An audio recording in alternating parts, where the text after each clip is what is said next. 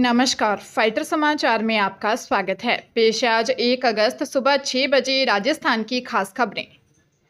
दिल्ली के कोचिंग हादसे के बाद राज्य सरकार ने सभी निकायों को बहुमंजिला भवनों, संस्थागत व वाणिज्यिक उपयोग के लोअर ग्राउंड फ्लोर और बेसमेंट वाले भवनों में बेसमेंट संबंधी बिल्डिंग बायलॉज के प्रावधानों की पालना करने के निर्देश दिए हैं।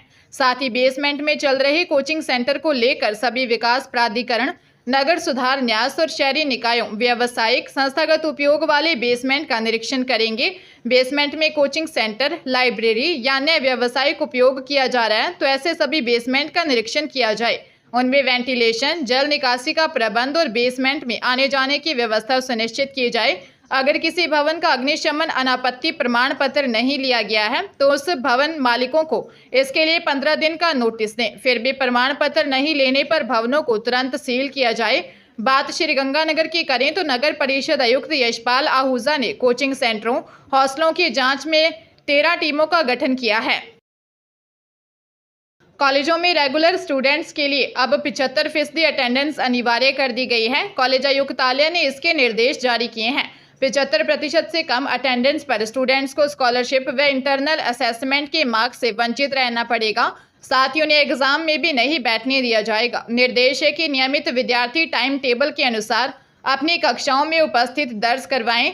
75% से कम उपस्थिति वाले स्टूडेंट्स नियमित विद्यार्थी के रूप में परीक्षा नहीं दे पाएंगे। साथ ही सेमेस्टर प्रणाली में कॉलेज स्तर पर किए जाने वाले इंटरनल असेसमेंट में अटेंडेंस के आधार पर मिलने वाले मार्क्स और छात्रवृत्ति के लाभ से भी वंचित हो जाएंगे। कॉलेजों में दस्तावेज सत्यापन व ई-मित्र पर शुल्क जमा करने की अंतिम तिथि को बढ़ा दिया गया है। आयुक्तालय द्वारा संशोधित ऑनलाइन प्रवेश कार्यक्रम के तहत विद्यार्थी 6 अगस्त तक दस्तावेज सत्यापन व ऑनलाइन शुल्क जमा करा सकेंगे।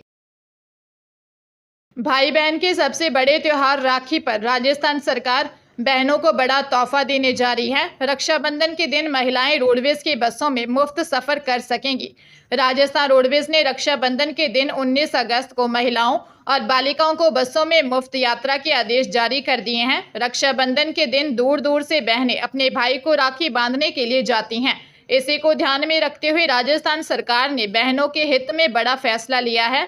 साधारण और एक्सप्रेस बसों में 18 तारीख की रात 12 बजे से लेकर 19 तारीख की रात 12 बजे तक महिलाओं को फ्री यात्रा कराई जाएगी। महिलाओं को भीड़ को ध्यान में रखते हुए अतिरिक्त रोडवेज बसों का इंतजाम किया जाएगा। रोडवेज विभाग द्वारा इस संबंध में सूचना जारी की गई है। राखी के त्योहार पर भीड़ को ध्यान में रखते हुए राजस्थान रोडवेज ने सभी संभाग मुख्यालयों पर राजस्थान रोडवेज के डिपो मैनेजर्स को विशेष इंतजाम करने के निर्देश दिए हैं। झुंझुनू जिले के पिलानी में आर्मी से रिटायर्ड सूबेदार और उसकी पत्नी की हत्या कर दी गई। पति पत्नी दोनों घर के बाहर चारपाई पर सो रहे थे। मौके से एफएसएल और डॉग स्क्वाड की टीम ने सबूत जुटाए। मामला मंडरेला इलाके का है। डीएसपी विकास धिंदवाल ने कहा कि बाजावा गांव के रहने वाले सेना से रिटायर्ड सूबेदार 72 वर्षीय महावीर सिंह व उनकी 68 वर्षीय पत्नी भानुवती का शव उनके ही घर में मिला है। मौके पर मंडरेला व पिलानी थाने की पुलिस टीम है। आसपास के इलाकों की छानबीन की जा रही है। रात को पति पत्नी खेत में बने घर के बाहर चारपाई पर सो रहे थे। बेटा नरेंद्र पूनिया और उसकी पत्नी सोनिया घर के अंदर सो रहे थे। ग्रामीणों ने बताया कि परिवार की किसी के साथ कोई रंजिश नहीं थी। महावीर सिंह के बेटे नरेंद्र पूनिया की मंडरेला में मोबाइल शॉप है। महावीर सिंह प्रॉपर्टी का भी काम करते हैं। फिलहाल पुलिस मामले की गहनता से जांच कर रही है। श्रीगंगानगर जिले में सीबीआई जांच और गिरफ्तारी कर डर दिखाकर एक डॉक्टर से लाखों रुपए ठगने का मामला सामने आया है। सदर थाने में हनुमानगढ़ नौहर के गांव परलीका निवासी और वर्तमान में रीको स्थित टाटिया जन सेवा के डॉक्टर राजवीर बेनीवाल ने रिपोर्ट दी कि 16 जुलाई को उसके फोन आया और सामने वाले ने खुद को दिल्ली कस्टम ऑफिसर सुमित मिश्रा बताते हुए कहा कि आपके नाम से पार्सल पकड़ा गया है जिसमें 16 फर्जी पासपोर्ट, 58 एटीएम कार्ड व 140 ग्राम MDMA ड्रग्स है और बोला कि यह सूचना दिल्ली पुलिस को दे दी गई है। जहां से सुनील कुमार ने उसके आधार ID मांगी और कहा कि आपके नाम कई केस दर्ज हैं तथा उसके व्हाट्सएप पर अरेस्ट वारंट भेजा, जिसके बाद किसी अजीत श्रीवास्तव ने खुद को सीबीआई का स्पेशल ऑफिसर बताते हुए कहा कि हम आपका व्हाट्सएप रिकॉर्ड वीडियो कोर्ट में पेश करेंगे। आरोपियों ने अलग अलग समय में कुल 36,70,000 रुपये हड़प लिए। हरियाणा के रोहतक के मदीना गांव में 26 वर्षीय महिला रेखा की हत्या के मामले में बड़ा खुलासा हुआ है। पति ने पत्नी की सिर्फ इसीलिए हत्या की थी कि उसने अपने मोबाइल का हॉटस्पॉट ऑन नहीं किया।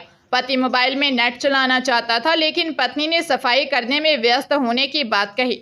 यह सुनकर पति भड़क गया और पत्नी की हत्या कर दी। इसके बाद उसके शव को वहीं छोड़कर फरार हो गया। बाद में पुलिस ने उसे गिरफ्तार कर लिया।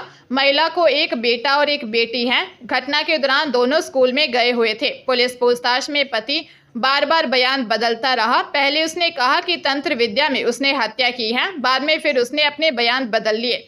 पुलिस ने गांव किसरेंटी निवासी मृतका के भाई राजेश की शिकायत पर पति अजय व ससुर बलवीर के खिलाफ हत्या का केस दर्ज किया था। सीबीएसई की ओर से इंक्वायरी बेस्ड लर्निंग सहित विभिन्न विषयों पर प्रोग्राम प्रसारित किए जाएंगे। ये प्रोग्राम सीबीएसई 15 टीवी चैनल पर दिखाए जाएंगे। सीबीएसई ने मंगलवार को विस्तृत शेड्यूल जारी किया। टीचर्स एजुकेशन को लेकर 1 से लेकर 31 अगस्त तक अलग अलग विषयों के प्रोग्राम प्रसारित किए जाएंगे। किस समय प्रोग्राम होगा, कितने ड्यूरेशन का होगा, किस विषय पर होगा, इन सब का विवरण शेड्यूल में दिया गया है। 1 अगस्त को how to write smart learning, outcomes art, integrated learning, toy based pedagogy, experiment learning, method and studies सहित अन्य विषयों पर प्रोग्राम होंगे। अलग अलग दिनों में होने वाले टॉपिक भी दिए गए हैं। इन कार्यक्रम के जरिए से टीचर्स को NEP 2020 के तहत विभिन्न विषयों की लर्निंग हो सकेगी। अलवर के रैणी थाना क्षेत्र के नागलबास गांव से युवक कांवड़ लेने गया था और पीछे से पत्नी 1.5 लाख रुपए और लाखों के जेवरात लेकर किसी अन्य युवक के साथ फरार हो गई, जिसके एक बेटी भी है। पति को बीच में ही कांवड़ साथी को देकर आना पड़ा। नागलबास गांव के युवक ने पुलिस को रिपोर्ट दी कि वह कांवड़ लाने के लिए चला गया था। पीछे से घर से बुजुर्ग व बीमार पिता का फोन आया कि बहू घर में नहीं है। देर शाम तक भी नहीं लौटी। वह अपनी बेटी को ससुर के पास छोड़कर पास के डेरा गांव के युवक हंसराज सैनी के साथ चली गई। युवक ने बताया कि उसकी पत्नी हंसराज से बात करती थी। पुलिस को बताया कि उसकी पत्नी को बहला फुसला कर ले गया। उसके अलावा घर से चांदी की कनकत्ती, चांदी की साठ, चांदी की पायजेब, सोने का मंगलसूत्र, सोने की झुमकी, सोने के कुंडल, सोने का नाक का कांटा व नगद 1,50,000 रुपये भी ले गई। पुलिस मामले की जांच कर रही है। पाली जिले में स्कूल बस ड्राइवर की लापरवाही से एक मां की आंखों के सामने ही उसके बच्चे की मौत हो गई।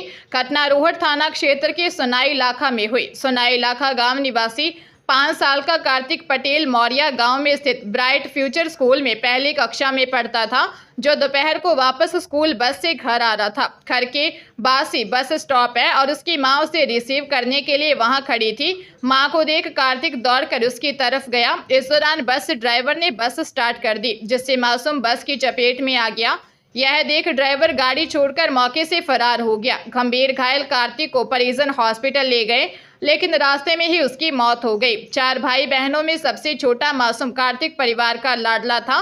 घटना के बाद से मासूम की मां लीला देवी का रो रो कर बुरा हाल है। पुलिस ने बस को जब्त कर ड्राइवर ओम सिंह को गिरफ्तार किया। जोधपुर पुलिस कमिश्नरेट की सूरसागर थाना पुलिस ने पुराने वाहन खरीदने बेचने का काम करने वाले व्यापारी कपिल कचवा निवासी रुपावतों का बेरा के साथ 30,65,000 रुपयों की धोखाधड़ी करने के मामले में एक आरोपी को गिरफ्तार किया है। आरोपी ने पुरानी गाड़ियां और उनके पार्ट्स बेचने के नाम पर व्यापारी से एडवांस पेमेंट मंगाई और बाद में माल नहीं भेजा। उसको लेकर व्यापारी की ओर से थाने में मामला दर्ज करवाया था। पुलिस ने अब इस मामले में कार्रवाई करते हुए आरोपी गुरप्रीत सिंह उर्फ विक्रम सिंह जट सिख निवासी भेरिया पुलिस थाना पिहोवा जिला कुरुक्षेत्र हरियाणा हाल अमरपुर एंटरप्राइजेस कुम्हारों की धर्मशाला के पीछे कल्याण नगर सोनीपत हरियाणा को गिरफ्तार किया। पुलिस अब उससे पूछताछ कर रही है। बीकानेर जिले के श्री डूंगरगढ़ थाना क्षेत्र में 35 वर्षीय विवाहिता ने अपने देवरों पर सामूहिक दुष्कर्म करने तथा पति द्वारा किसी को बताने पर जान से मारने की धमकी देने का मामला सामने आया है। विवाहिता ने पुलिस को दी रिपोर्ट में बताया कि 25 जुलाई की रात को उसके 2 देवरों ने चाकू की नोक पर बारी बारी से उसके साथ दुष्कर्म किया व मारपीट की, जिससे पीड़िता को चोटें भी आई। घटना के समय विवाहिता की सास व दोनों देवरानियां पति बाहर गए हुए थे। पीड़िता अपने देवरों के साथ घर पर अकेली थी। सुबह उसका पति घर आया तो उसने किसी को बताने पर मारने की धमकी दी व उसने भी मारपीट की। बाद में पीड़िता पीहर गई और परिजनों के साथ थाने पहुंची व मामला दर्ज करवाया। पुलिस ने मामला दर्ज कर जांच शुरू कर दी है।